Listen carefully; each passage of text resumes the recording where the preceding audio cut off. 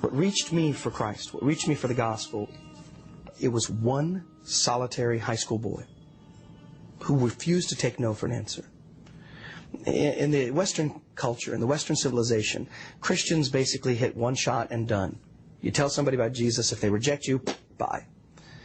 You have to understand, in our world, for a Muslim to come to faith in Jesus Christ, to leave Islam, you lose your culture, family, job, home, sometimes your life. And the average Muslim, it takes 7 years to come to faith in Jesus. For me, it was any number of years. But one boy, from the moment he started talking to me, would not leave me alone. It didn't matter how many times I said no. He invited me to events. He invited me to special all-night things. He invited me to concerts. I said no, no, no, no, no.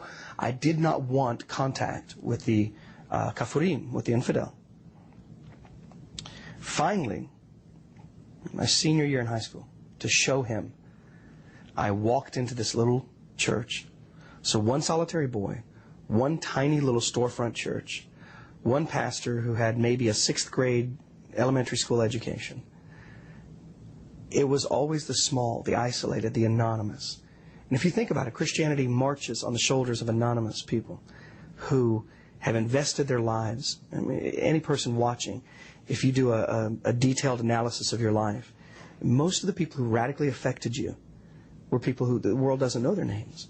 Their names aren't on the spines of books or on the sides of buildings. They're the anonymous. And it was an anonymous boy. It was an anonymous church. It was an anonymous pastor. And it was one little people who loved me to the cross. And this is important because everything I had ever learned about Christianity, I had learned from my imam, from my masjid, from my mosque, from my leadership. Every single one of them. And every caricature that I held was based on caricatures that other people had held. The meaner I was to them, or the more sarcastic I was, or caustic I was, the nicer they were to me. I sat by myself, boom, they all come sit around me. I'm churlish, and they just smile. I was amazed at the ability of the Christian to love me in spite of me. And this is important because it's unconditional. And when I finally afterwards asked them, why are you so nice to him? Why were you so... Well, they said, that's the way Jesus loved us. Romans 5:8, for God commanded His love toward us that while we were still sinners, while we were still at war with Him, while we still hated Him, Christ died for us, the godly for the ungodly. That is a radical concept for somebody like me. He takes me to the pastor. The young man does. And the pastor says, what do you think about Jesus? And I said, in Isa. His name is Isa in Islam. We respect Isa. As a matter of fact, we named the 19th surah of the Quran after his mother, Surah Maryam.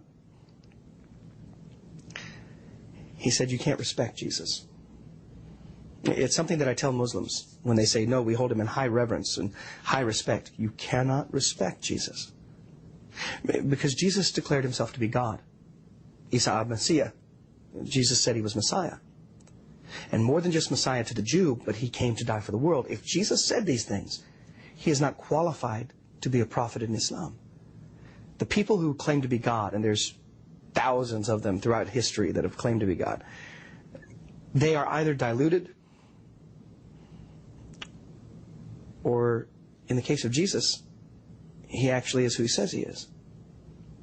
But in either case, some man walking down the streets drinking alcohol who's talking to himself, who thinks he's God, does not deserve my respect. To summarize it, he said, you either revere him as God or reject him as a fraud, but you don't have the option of just respecting him. That door opened. He asked me this question. He said, Islam teaches that Jesus wasn't crucified. Yes, Surah 4, verse 157, Isa was not crucified, but somebody else in his place. He said, why would Jesus be indicted of a crime worthy of crucifixion to begin with?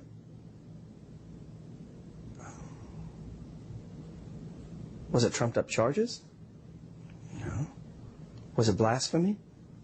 Yes. What's blasphemy? In other words, he opened the door to me about crucifixion. That when Jesus died, his death had some meaning, some hope, In every debate that I've done, in every time I've debated Muslim, Sunni, Sufi, Alawite, Shia, every debate I've ever done, this question always comes up from the Muslim. What does one man's death have to do with me? But you see, in Islam, there is a measure of this.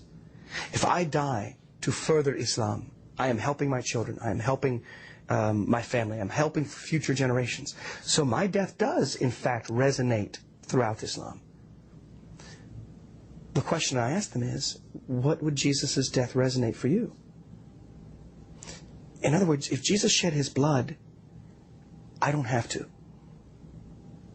Jesus' bloodshed, Jesus' death offers me the one thing that Islam cannot answer, and that is the screaming need for my assurance, the screaming need for forgiveness.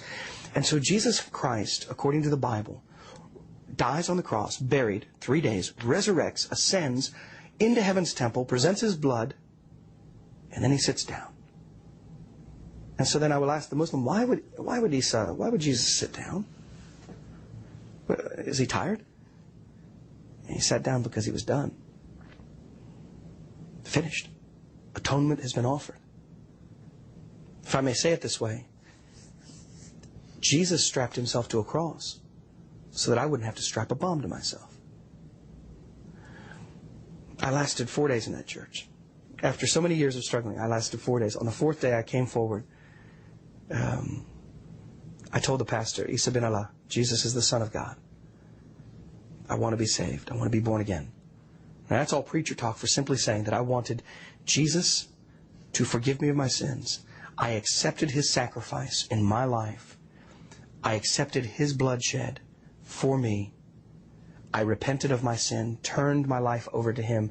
He is not just a messenger. He is Messiah. And He's not just the lover of my soul. He is now the Lord of my life. And in so doing, I learned that I live much more righteously when I'm not trying to earn His favor. I do so because I've already been receiving His favor. I do so because I love Him like a child to his father. I do things to love Him, not to earn His love. Up until the moment I became a Christian, everything I did was based on fear of the scales. Discovering that Jesus Christ forgiving me, cleansing me, saving me, had done this for me, I'm now confused. So do I not do good works? Often Muslims will point to hypocrites. And I tell Christians, I say, the worst Christian they know is the best Christian they understand. Because they always see the hypocrites. And I said, does that mean that I can go do what I want? That I can go live the way I want? Because now I don't have to earn His favor? And it's the exact opposite.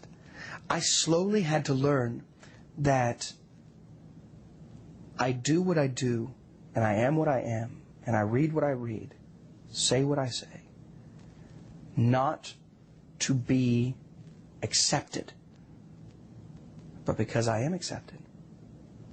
This change in my life, diet, this change of life, I pray more now than I did before I was a Muslim, when I was a Muslim, because I don't have to pray. God tells me I have access to the throne at any moment. It was said of one evangelist that he was not long without prayer, but not long in prayer. I don't have to go on for hours to prove something. I pray when I have a need. I pray that moment. I pray that second. I don't have to do wudu. I don't have to do cleansing. I don't have to put myself in a certain position or else He won't hear me. He hears. He loves. And because God is so intimate, the call for me to live a right life is now the love that a child has for his father. I want His acceptance. I know I have His love. Let me, if I may add one little point here. What is interesting is the liberation for so many Muslims who come to faith in Jesus, leave Islam, become a Christian, is that we don't know how to respond to unconditional love that way. We cry easily. We are so free to love Him back.